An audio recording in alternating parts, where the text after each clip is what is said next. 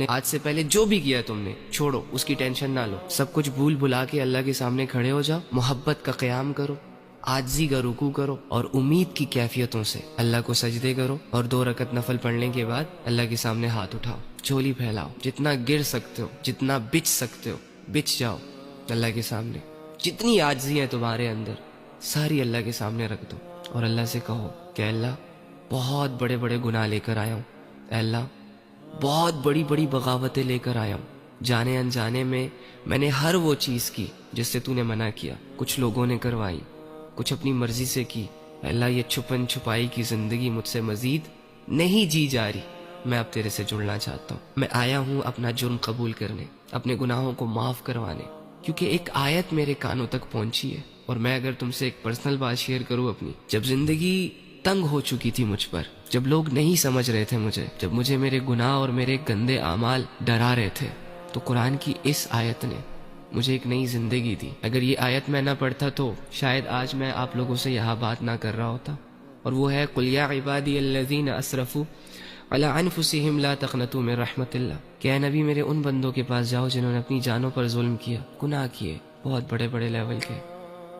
اللہ کو ناراض کیا، جاؤ ان کے پاس اور ان سے کہو کہ اللہ کی رحمت سے مایوس نہ ہونا، اللہ سارے گناہوں کو معاف کر دے گا، یہ مت سوچنا کہ اللہ گناہ معاف نہیں کرے گا۔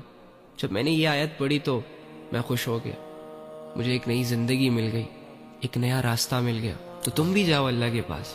اور اللہ سے کہو کہ اللہ میں بھی گنہگار ہوں، اے اللہ میں بھی ان لوگوں میں شامل تھا جو تجھ سے دور بھاگتے ہیں، لیکن میں آ گیا میرے رب، اب نہیں جاؤں گا، مجھے بھی قبول کر لے، یہ گناہ کیے میں نے، بس ان کو معاف کر دے۔ اللہ سے اپنا حال بیان کرو، اور جب تم معافی مانگو تو خوشی خوشی اٹھو کہ تم نے جس رب کے سامنے اپنے گناہوں کی معافی مانگی ہے نا، وہ بہت بخشنے والا ہے۔ اب یقین کرو اور اس کے بعد سے نئی زندگی شروع کرو۔ کیا مشکل ہے اس میں؟ چھوڑ دو بے حیائی، چھوڑ دو گناہ، چھوڑ دو غفلتیں۔ کتنی دفعہ کی ہیں تم نے یہ ساری چیزیں، کیا فائدہ ملا؟ کچھ بھی نہیں، آگے بھی نہیں ملنے والا۔ بس پھر اپنی زندگی عبادتوں کے ساتھ جوڑ لینا، علم کے ساتھ جوڑنا، اچھے لوگوں کے ساتھ اٹھنا بیٹھنا، سب ٹھیک ہو جائے گا۔ اور جو بھی حالت اللہ رب العزت کی طرف سے تم پر آئے اس پر صبر کرنا، اس پر راضی رہنا، اور اللہ سے کہنا کہ اللہ حالت تو بڑی مشکل ہے، لیکن اگر اس مشکل حال میں تیری رضا مجھے مل رہی ہے تو اٹس اوکے، ٹھیک ہے۔ ہاں دنیا کی پرواہ نہ کرو، اپنے آپ کو اللہ سے جوڑو گے تو ایک مضبوط انسان بن کر لوگوں کے سامنے آ پاؤ گے۔ اگر اللہ سے دور بھاگتے رہے تو باوجود اس کے کہ دنیا میں تمہارے نام کے چرچے ہوگے، لیکن تم اپنے آپ کو کبھی بھی مطمئن نہیں کر سکو گے، ٹھیک ہے۔